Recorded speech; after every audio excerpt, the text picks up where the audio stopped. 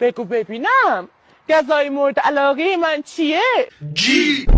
بابا حوصله‌مون سر رفت، چیکار کنیم؟ خب بلنشیم بریم خونه عمه.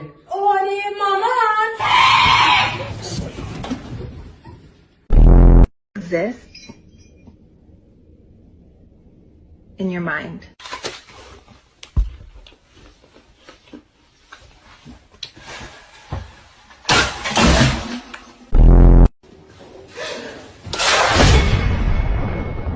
گرفتمش. سلام جناب، وقتتون بخیر. سلام، خوش اومدید. جناب الان داشتم توی ویترینتون رو نگاه میکردم، چقدر طلاهای زیبایی دارید. به زیبایی شما که نمیشه بانو. مرسی، ممنون. شما خودتون مالک این طلا فروشی هستید؟ بله، بنده علاوه بر این طلا فروشی 2 تا ویلا، 3 تا ماشین و 4 تا خونه دارم. ببخشید میشه خودتون رو معرفی کنید بانوی زیبا؟ بله، محمدی هستم از اداره مالیات. عباسی هستم، گوه خوردم. باشه جان. زنده باشید. مرسی.